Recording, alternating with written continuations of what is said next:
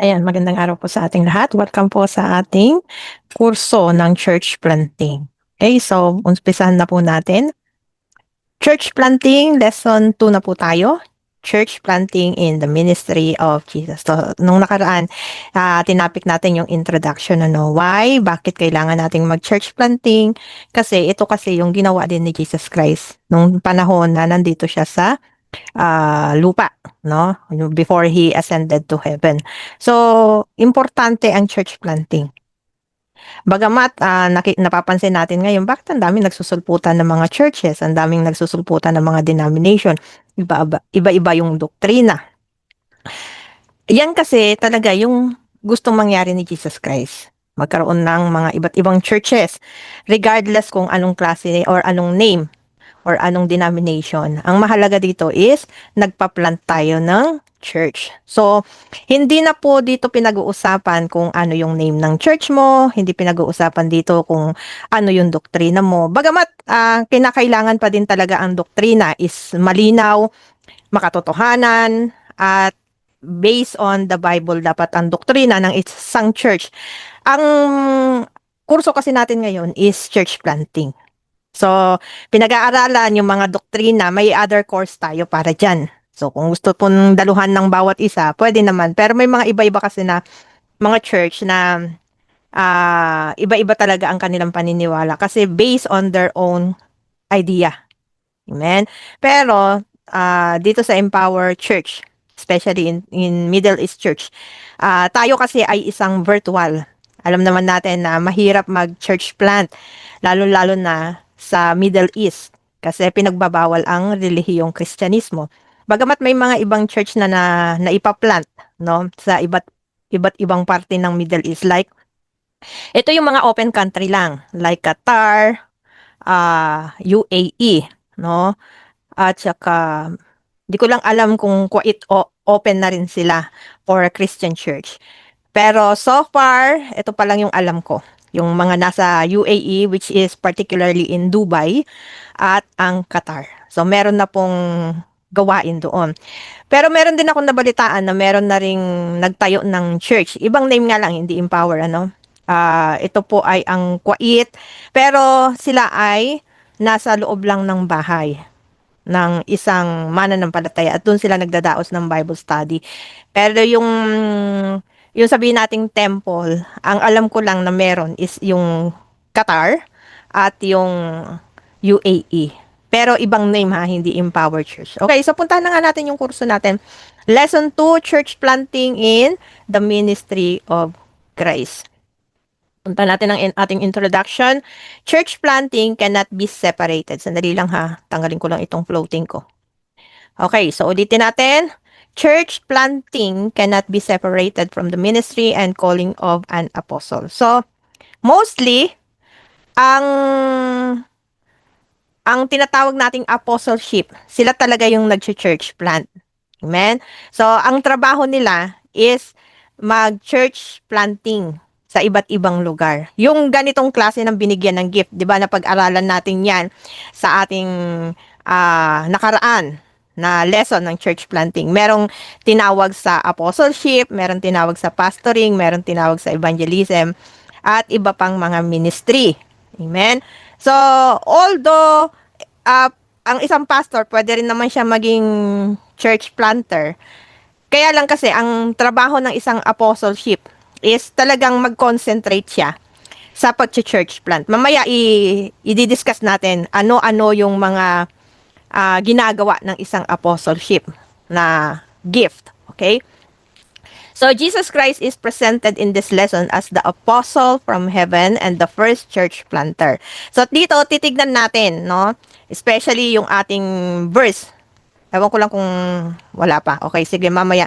Babasahin natin yung ating main verse or key verse para makita natin na si Jesus Christ nga ba ang inappointed bilang head ng church. Oh. Nung nakaraan lesson natin, na-discuss na natin yan actually, no? Doon sa introduction pa lang na alam na nating lahat that Jesus Christ must be the head of each church. Now, sabi dito, therefore, his life and ministry provide the primary model for anyone involved in church planting and ministry. So dahil nakita natin, no, na si Jesus Christ yung pinaka-head ng isang church, therefore ang isang nag-church planting dapat i-model niya kung ano yung methodology na ginawa ni Jesus Christ. And at the same time, kung paano niya ito minodel sa lahat ng mga disciples niya. So same way, kung paano niya ito ginawa, ganun din ang ating gagawin. Kasi Lord na yun eh, no? Kumbaga, alam niya na kung papaano patatakbuhin ang isang church. So dahil Diyos siya, mas makakapag-depend tayo sa Kanya. Kasi alam natin na kapag ito ay gawa niya, walang palpak dito. Kaya sa pag-church plant, hindi pwedeng, ito ang gusto kong mangyari, ito ang gagawin ko. Hindi pwedeng ganun. No? Kinakailangan kung paano minodel ni Jesus Christ, paano niya ito ginawa, paano niya ito, ano yung way niya, ganun din po ang gagawin natin. Okay? So, Jesus did not simply preach to large crowds. He intentionally gathered followers, developed disciples, trained leaders, entrusted them with ministry, and prepared them to continue His work after His departure. So, mamaya malalaman natin yan. Now, ito po yung key verse natin for today. Hebrews chapter 3 verse 1 to 5. I therefore, holy brothers and sisters who share in the heavenly calling. So, tignan niyo po ito ha, yung pagkakasabi dito ni Pablo sa mga taga-Hebreo. Sabi niya, who share in the heavenly calling. Tayo po ay nakikishare lang sa calling na meron si Jesus Christ. So, dahil hindi atin, itong dinadala nating calling na ito, galing ito sa ating Panginoon, na sinusundan natin kung ano yung pagmumodelo ni Jesus Christ. Kasi nakikishare nga lang tayo eh. Kumbaga, yung idea ng pag-church planting, hindi atin. Idea ito ng ating Panginoon. So, dahil idea niya itong pag-church planting, dapat, ano sabi dito sa verse 1? Fix your thoughts on Jesus. Huwag po nating iligaw ang ating mga sarili sa sarili nating opinion at idea kung paano mag-church plant. Gayahin natin, fix our thoughts. Yung atin pong kaisipan, i-focus natin doon sa kung paano ang ginawa ni Jesus Christ. Doon po tayo mag-focus. Wag nating intindihin yung sinabi ni ganito, sinabi ni ganyan. Hindi, ganito kasi ang sabi niya eh. Hindi po.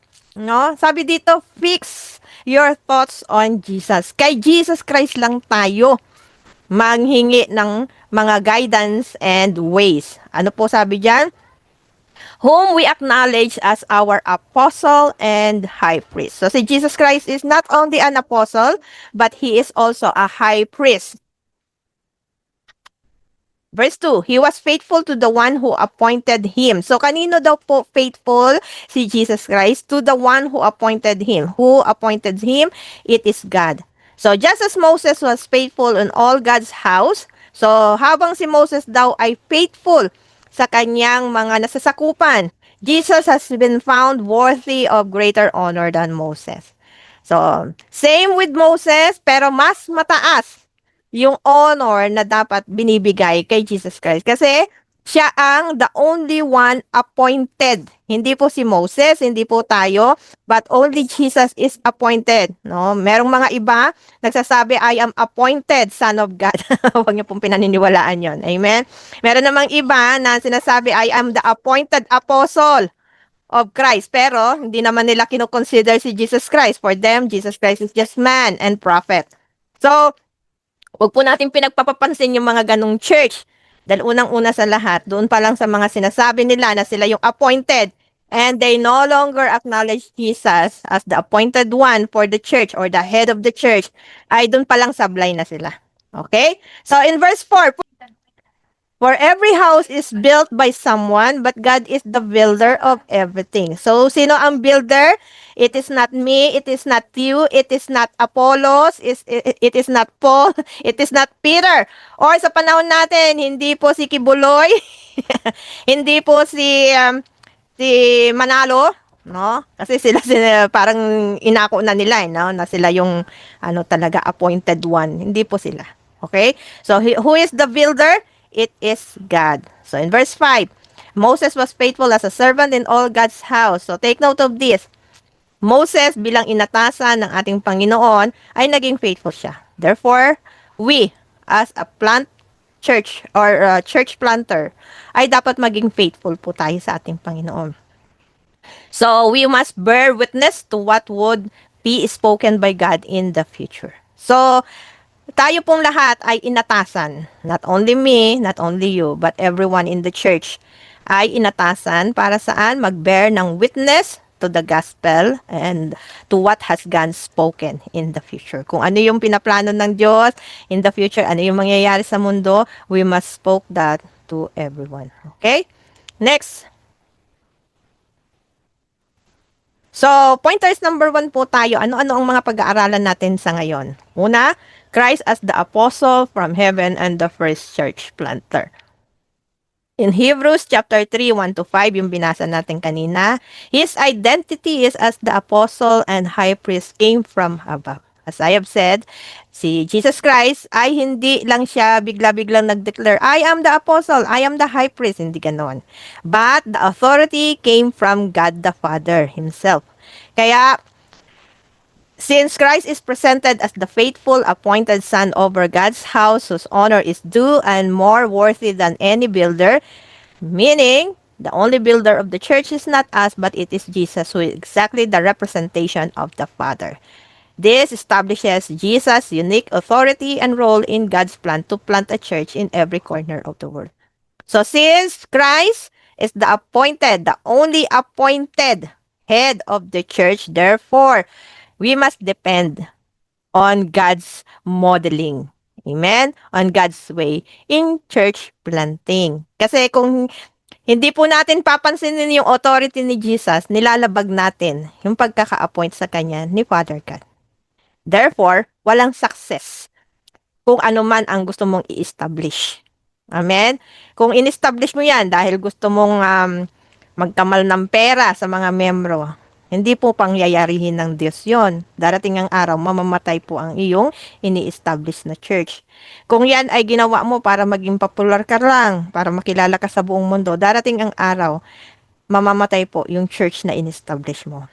Amen? So, kung gusto mo talaga na panghabang panahon manatili yung church na itinatatag mo, much better depend on how Jesus Christ modeled on how to church plant. Okay?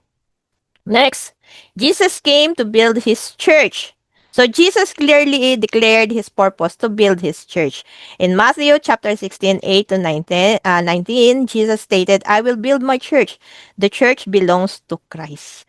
Take note of this. Sabi ni Jesus Christ, I will build my church. Kausap niya dito that time si Peter. Sabi niya kay Peter, upon this rock, I will build my church. Who is the rock? Who else? No other than but Jesus. So, sabi ni Jesus Christ, upon me, I will build my church. Why? Kasi kapag ang isang church planter natutunan niya yung way on how to church plant using yung pagmomodelo ni Jesus Christ, magiging maganda, magiging smooth lahat. At magsasucceed ito kasi ang pinaghugutan natin ng pagmomodelo ay yung kay Jesus Christ mismo na siya yung author and my authority sa pagbibuild ng church. So this church that he builds is more stronger than the enemy is doing. Kasi nga sabi niya dyan, merong isang nasulat sa Bible that emphasizes that the gates of Hades will not prevail against his church. Kahit ang demonyo, hindi niya pwedeng masira yung church na nabuild sa pamamagitan ng pangalan niya at sa pagmomodelo or paggaya ng pagmomodelo niya. Kaya kung ikaw ay magtatayo ng isang church, tapos gusto mo ay sarili mo lang idea, wala kang pina-follow na nanggagaling sa authority ni Jesus Christ. Kagaya na sinabi ko, mawawasak ang church na yan. Kasi nga, ang church na hindi itinayo sa pamamagitan ng salita ng Diyos at kay Jesus Christ, mamamatay at mamanatay to eventually. Or, magsasucceed man, lalaki man sila, kaya lang, pagdating ng panahon Naaanihin na ng Diyos kung sino ang kanya at sino ang hindi kanya, kung sino ang church niya at sino ang hindi niya church. Kawawa yung church na yon na nagtayo ng kanyang pangalan na hindi sa pamamagitan ni Jesus Christ or hindi sa pamamagitan ng salita ni Jesus Christ kasi hindi sila masasama sa family or sa kingdom ni God. Kaya napakagandang isipin na bago ka magtayo ng church, unahin mo muna na ipag-pray ito sa Lord. Lord, tulungan mo ako. Bakit ba ako nagtatayo ng church? Ito ba ay para sa aking sarili? Or ito ay dahil nais kong i-establish ang iyong pangalan sa mundo? Amen? So, sabi dito, therefore, the church should stand firm in doing the ministry as He will provide and He is able to move for every situation. Ang church na naitayo sa pangalan ni Jesus Christ, walang makakapigil dyan. Walang makakasira dyan. Not even the Hades. Kahit nga daw ang impyerno, wala siyang magagawa para sa church. Kasi, kahit na ang demonyo. Kasi, si Lord ang nagtayo. Amen? So, dahil siya nagtayo, stand firm. Na huwag mong pansinin yung mga tao sa paligid mo na ayaw magsisunod. Huwag mong pansinin yung mga tao sa paligid mo na matitigas ang ulo, na may sariling mga discretion at ayaw magpasakop doon sa church planter or doon sa apostle. No? Gusto niya yung sarili niyang way. Hindi po maganda yun na attitude. Amen? Okay, so next po tayo. So every church planter, pointers number 2 na tayo. Christ is the primary pattern for apostolic and church planting ministry. So ito na po yung sinasabi ko. Ito yung way ng pagmumodelo ni Jesus Christ. So every church planter should model Jesus ministry because He demonstrated a methodology that would later be reflected in the ministry of Paul and other leaders in the New Testament. So si Paul and other apostles like Peter, John, at kung sino pa man. Ang way or pagmumodelo na kinuha na nila ay yung pagmumodelo ni Jesus Christ.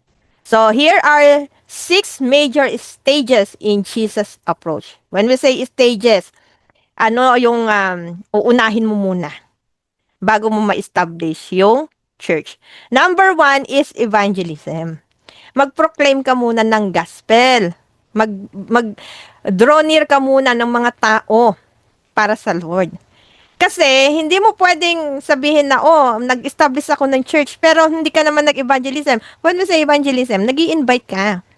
Hindi pwedeng ang isang church, tatawagin na church, pero walang pag-i-invite. Just like Jesus Christ, di ba? Ano siya, bumaba siya no? Pumunta siya doon sa dagat. At nakita niya doon, sino? Si James, si John, at si Peter. At tinawag niya, ali kayo. Di ba? Ganun po ang ginagawa ng isang nag-i-establish ng church. Nag-i-invite siya. Kaya kung mahiyain ka, ay, hindi ka talaga makakapag-establish ng church dyan. No? Kung mahiyain ka mag-invite, hindi pwedeng ganun. Ang isang church planter, masipag siya dapat mag-invite. Amen? So, proclaim the gospel to every people. Ano naman, pastora, kung hindi ka pinapansin ng tao, sige lang, sharean mo pa rin. 'Di ba? Hindi naman tayo ang inaayawan yan Sino ang inaayawan yan? Si God. Kasi ang dala natin is gospel ni God mismo. And who is the gospel? It is Jesus Himself. Diba? So, kung may dinala ka na word of God sa kanila at hindi nila ito pinansin, ang hindi nila pinapansin, si Lord Jesus Christ, mananagot sila sa Panginoon, hindi na tayo. So, ang papel lang natin is mag-invite, magdala ng tao sa church. Pastora, nahihiya po ako. Alisin mo yung salitang hiya. Sa isang nagtatayo ng church, hindi dapat mahiyain. Tandaan, meron ka ng Holy Spirit sa iyong buhay. At ang Holy Spirit ang magiging guide mo paano mag-invite ng tao. Ngayon, papayagan mo ba sa buhay mo na hindi ang Holy Spirit ang manahan sa buhay mo kasi nahihiya ka at gusto mo ang manahan sa buhay mo yung lagi kang nahihiya? Hindi pwedeng ganun. Bilang kinasihan ng banal na Espiritu ng Diyos, hindi dapat tayong nahihiya na sabihin sa lahat ng tao, si Jesus Christ. At once na nasabi mo na yung about sa kaligtasan, dalhin mo sila sa church. Hindi sa templo po sa church. When we say church, sa organization ninyo, sa gathering ninyo, dalhin nyo sila doon. Kasi minsan, ang ano ng tao, takot yan. Pagka sinabi mo, tara, punta tayo doon sa templo. Or sa, kaya ang sasabihin mo sa kanila, tara, invite kita. Doon sa mga ka-circle of friends ko na mananampalataya. Ayan, mas magandang pakinggan yun eh. Compare sa, daling kita doon sa templo namin. Anong templo yan? Catholic ba yan? Hindi born again eh. Ay, matatakot na kagad yan. So, dalhin mo muna siya sa friendship ng church, no? So, pakilala mo muna siya sa mga kaibigan mo. Amen? Na mananampalataya na nasa loob din ng circle of church. So, next is discipleship. So, ano ba ang discipleship making? Ito ay tinuturuan mo na ang new convert. Ano ang way ng isang mananampalataya? Ano ang kanyang ginagawa na supposed to be na dapat na ginagawa na ng isang bagong mananampalataya. So, ituturo mo lahat sa kanya yon. Kaya ang isang apostol or church planter, mahaba ang pasensya niyan. No? Hindi agad-agad gumigive up yan doon sa taong mahirap turuan. Amen? Pero kung yung isang tao na tinuturuan, siya na yung umalis, wala na tayong magagawa doon. Pero hanggat hindi yan umaalis, turuan mo ng turuan. Amen? So, pastora kasi andun lang naman sila sa GC, hindi naman sila nag-participate. Tiyan mo lang, na nandyan yan. Diba? Have patience on them. Kasi hindi natin alam kung kailan kakatok ang Diyos sa puso nila. Continue ka lang na ipanalangin sila, continue ka lang na turuan sila, paalalahanan sila, kumustahin sila, i-take care sila. Amen? Kasi kung hindi mo na sila ipa-follow up, hayaan ko na nga lang, di naman din sila nag-aano eh. Di rin naman sila may message sa akin, message back. Sige lang, tawagan mo pa rin. Minsan talaga ang tao tamad magbasa ng mga text messages, tawagan mo. 'Di ba? Pwede naman 'yon. Maraming way para makapag-communicate doon sa tao. Minsan kailangan mo mag-send ng mga pictures, no? Sa kanila about Word of God. Huwag mong pabayaan. Amen? Kasi darating ang araw, kakatukin din yan ng Lord. Hindi pa lang ngayon, pero umaasa ka dapat lagi na ang Diyos ang gagawa sa kanilang buhay. Number 3, leadership development. Develop a new leader who will become ministry heads and can also teach others. The principle is in 2 Timothy chapter 2 verse 2. It says, "And the things that you have heard me say in the presence of many witnesses, entrust to reliable people who will also be qualified to teach others." So, anong sabi ng 2 Timothy 2:2? Pumunta ka doon sa mga reliable people. When we say reliable, they are committed. Kahit na nakukorek mo yan, kahit na marami kang, alam mo yon, ginagawang pagtitiis sa kanya habang kinukorek, tinutuwid, tinuturuan, but still they commit themselves na magpaturo, no? Na humandle ng isang gawain. Sige lang, pagtiyagaan mo yan. Kasi darating ang araw, madidevelop din yan. Kahit naman ikaw hindi ka nagsimula na meron ka na. Tama? Kahit ako, hindi ako nagsimula sa meron na ako. Nagsimula ako down, no? Magmula sa first level. Kumbaga parang sa nag-aaral, kindergarten, di ba? Nagsisimula ka doon. So, after kindergarten, pupunta ka na sa pangalawang step, which is the elementary stage.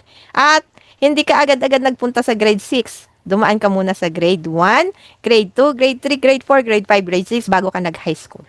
Hanggang sa nag-college at nagtapos. Kaya, marami kang natutunan. Diba? Merong mistakes na nagagawa, etc., etc. And that is part of development. Amen? So, hindi abrupt ang development. It's a process. Tandaan nyo po yan, proseso. Ang pagbabago ng isang tao. Hindi yan agad-agad na bago na. So, tiyaga-tiyaga lang at darating ng araw, magiging leader din yan. Amen? Number 4, na dapat nating tandaan para sa stages of growth is delegation of authority. Jesus entrusted His apostles with real ministry and responsibility. They were not merely students, they become participants in the work. So, after na matrain mo na at nakita mo, pwede na itong bigyan after series of topics na napag-aralan niya at na-develop na sa kanya yung strong faith, commitment, and others. So, bigyan mo na siya ng authority. I-delegate mo na sa kanya ang isang GC, group, Bible study, ministry, etc. Amen? So, kinakailangan mga kapatid, wag po tayong manghinawa sa kanila. Pastora, hindi niya na nagagawa yung trabaho niya. Still, delegate. Wag mong akuin lahat. Ikaw na yung nag-opening prayer, ikaw pa yung nag-word, ikaw pa yung sa music, ikaw pa. Lahat na sa'yo, pangit yun. Amen? So, ang isang church planter, marunong dapat siya mag-delegate ng authority. So, try mo munang, dahil nag-uumpisa pa lang yan, try mo munang bigyan ng pagkakataon na siya muna ang mag-share ng daily devotion na isang verse. No? Or kung hindi pa yan malalim sa faith, bigyan mo muna yan ng isang trabaho such as panalangin, no? Or magbigay ng worship song, 'di ba? So, hindi naman siya ang kakanta eh. Hanap lang siya sa YouTube. At yun yung i-share niya doon sa GC. So, ganun lang yun kadali. Turuan mo lang. Kaya hindi ka pa makapag-delegate kasi hindi mo pa natuturuan. Punta ka muna sa stage 3, oh. No? I-develop mo muna siya. Kaya siguro hindi niya kaya kasi wala ka pang binibigay na leadership development. Paano nga? Kasi, humakbang ka na kaagad from evangelism, pumunta ka na kaagad sa leadership development. Hindi pwedeng ganun. I-disciple mo muna siya. No? Ipakita mo muna sa kanya. Alam niyo paano mapadali ang discipleship making? Yung pagtuturo sa kanila, kung paano yung way ng isang Christian, kasamahin mo siya. At habang kasama mo siya, ganito kami manalangin, sis. Ganito kami mag-worship, sis. Pumapalakpak, tumataas ang kamay. No? Para makita niya na, ganito pala dapat. Ganito kami manamit, sis. Ganito kami manalita. Ganito kami magtiwala sa Panginoon, etc., etc. So, after evangelism, daanan niya muna yung discipleship training. No? Bago yung leadership. Hindi pwedeng kapapasok niya pa lang sa loob ng church, dinidevelop mo na kagad siya maging leader. Hindi pwedeng ganun. Pakita mo muna sa kanya through discipleship making. And then, tsaka mo ngayon, pag siguro tumagal-tagal na, ang sabi ng Bible, at least 3 years. Pag hindi pa, mag-allow ka pa ng another 1 year para ma-develop siya. Sa discipleship making. Okay? Sa stage 2. So, after that, kapag nakita mo okay siya, tsaka mo siya i-train for leadership development. Okay? Pastora, ikaw bakit minsan tumatalon ka? Tumatalon ako kapag nakita ko, Christian na yung tao. Kumbaga, alam niya na, itong stage na number 2. Kaya tinatalon ko kaagad sa number 3. So, depende kasi yan. Kung newly convert lang talaga, daanan niya muna yung number 2 bago yung number 3. Pero kung matagal na siyang Christian, no, ang kulang na lang is i-push siya para maging leader. So, ilagay mo na sa leadership. Alam niya na manalangin, alam niya nang magpuri, alam niya na lahat eh. Tapos, dito pa rin siya sa 2. Magiging stagnant po siya. Kasi nadaanan niya na 2. So, ang inaantay na lang is yung leadership development. Alright? Now, yung 4, habang dinadaan mo siya, halimbawa, matagal na siyang Kristiyano, nagli-leadership development na siya, tinitrain na siya, paunti-unti, ibigyan mo na ng authority. Like for example, pahawakin mo na yan ng Bible study. Para yung natututunan niya sa training, ina-apply niya na sa kanyang group Bible study. Amen po? Okay, so next, number 5, departure of or sending out. Jesus eventually left the work in the hands of the leaders he had trained, giving them the responsibility which they are accountable to God. So take note of this. Lahat po ng isang leader na sinisend out na, ibig sabihin, mag-church planting na siya. Hindi na niya kailangan si Pastora Eva. For example, Pastora Melissa, no? Si Pastora Ashley kasi hindi ko pwedeng i-example kasi may existing church na siya. Pero si Pastora Melissa kasi nag-start sa atin. So, bago ko sinend out si Pastora Melissa, kinakitaan ko muna yan. Dumaan muna siya sa stage 1, 2, 3, and 4. So, nung nakita ko, Kaya niya nang tumayo mag-isa without my help. Kaya niya nang pamunuan yung mga leaders na ibinigay ko sa kanya. Kaya niya nang panindigan yung mga responsibilidad at authority na binigay sa kanya. Nag-take ownership na siya. So dahil hindi niya na ako kailangan sa buhay niya at kaya niya nang tumayo sa sarili niyang paa. Anong ginawa ko? I send her out. Kaya nung nag-decide siya na pastora, magtatayo po ako ng home church. Go ahead. No? Go ahead na agad ako. Kasi bakit? Alam kong kaya niya na. Kaya niya nang tumayo.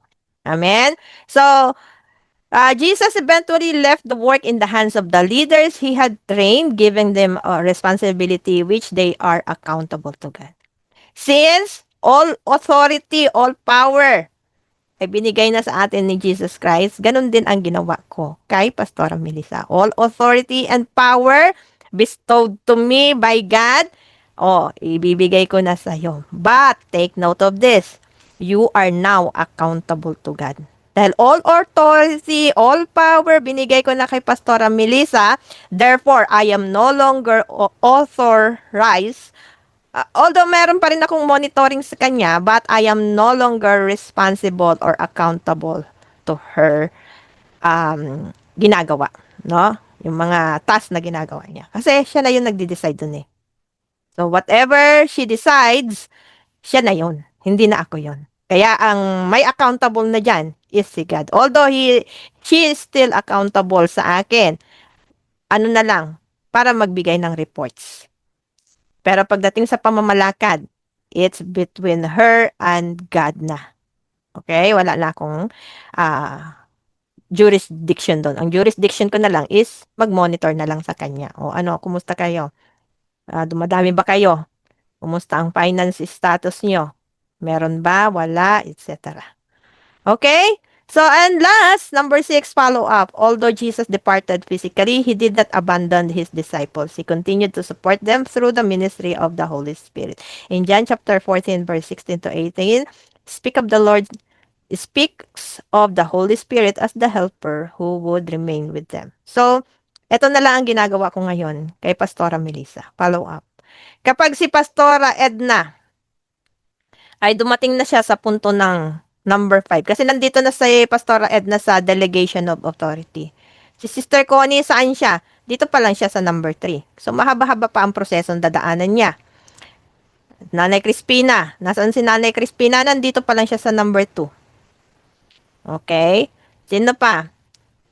Hannah, Micah, Grace, Jessa, Christina, and the rest of the leaders, nandito na po kayo sa number 4. Same with Pastora Edna. So, kapag nakita kong okay na kayo, si si Abby, dito pa lang sila. Number 3. Abby and Ashley. Okay po? And James, dito pa lang siya sa number 2. So, mahaba-haba pa ang dadaanan ni James. Kagaya ni Teacher Faith, dito pa rin sila sa number 2. And leadership development. 2 and 3. Yan, nagsasabay yan kay James at saka kay Teacher Faith. And the rest. So, si Jaira, leadership development. Sino pa? Mga leaders natin. May hindi pa ba ako na-mention? Sila Ednalyn, Jane, etc. Saan pa lang sila? Dito pa lang sa discipleship making. Alright? And the rest of the youth. Dito pa lang sila sa discipleship making. Pinapakita pa lang natin sa kanila ano ang buhay Kristyanismo. Alright? So, kung meron pa akong hindi natawag sa youth, sa KSA, at saka sa UAE, and Los Biminda, sorry po, no? So, si Brother Judito, siguro ilalagay ko siya dito sa leadership development. Kasi, tagal na siyang Christian. So, ano natin yan. And the rest, ng membership ng Los Biminda, ng KSA, USA, and Youth, doon po kayo sa number 1 and number 2. Number 2 na pala kasi nailagay na natin sila sa church. Amen? So, tapos na sila dito sa evangelism stage. Okay, now for our Europe, kasi matatagal na sila sa atin, nag-uumpisa pa lang tayo, 7 years na, no? And also, yung ibang mga members natin sa KSA na nasa Los Biminda na, no? At nasa pangangalaga ni Abby at saka ni Ashley, no? Yung mga Middle East natin. So, nasaan na sila, Pastora? Dito sa discipleship, yung iba, dinadaanan natin sa leadership. Kasi nagkakaroon na po tayo ng series of training sa mga tupa ni Ashley, ni Lele. No? Sana, makapagpadala ng delegate si Pastora Edna. Pastora Edna, no? Sana ano ka na, develop ka na ng soon-to-be leaders mo.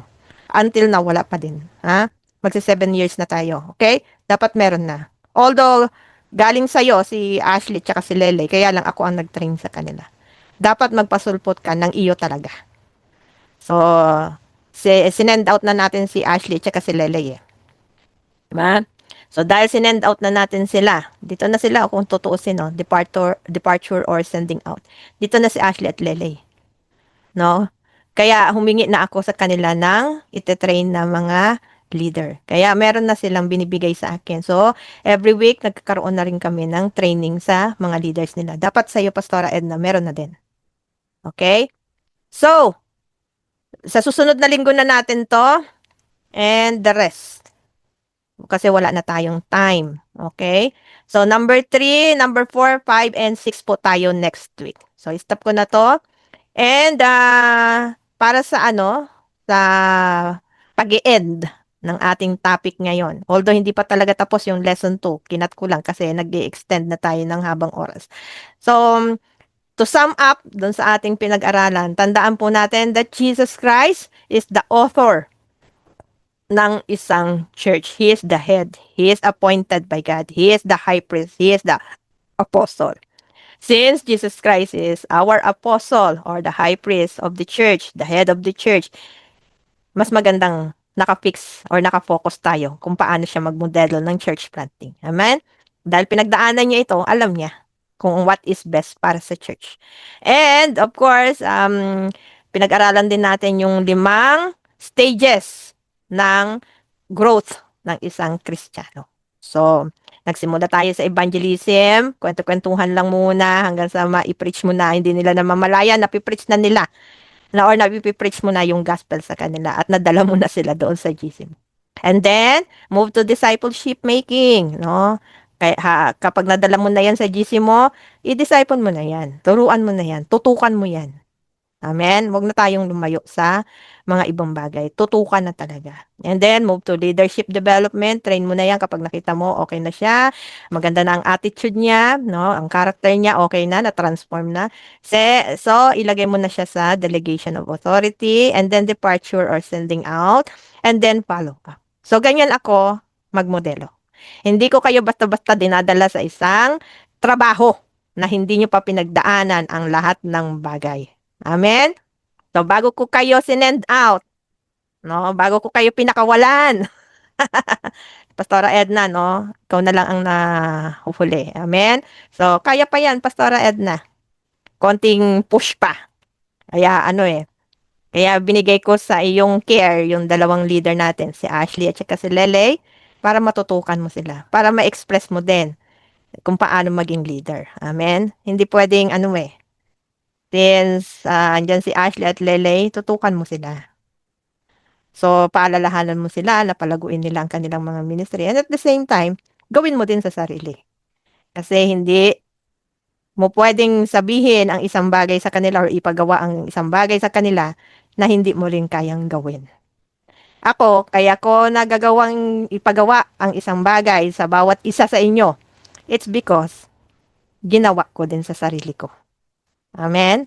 So, hindi may establish itong Empower Middle East Church kung hindi ko dinaanan ang lahat ng ito. Lahat ng stages na ito. But since dinaanan ko ang lahat ng stages na ito, therefore, may karapatan ako na ipagawa din ito sa inyo. Amen po ba? Ganun lang kasimple yon. Okay? So, next week, lesson 3, lesson 4, lesson 5, lesson 6, which is the conclusion tayo and for your assignment. Okay? So, ihinto ko na po ito at para mag-closing prayer tayo.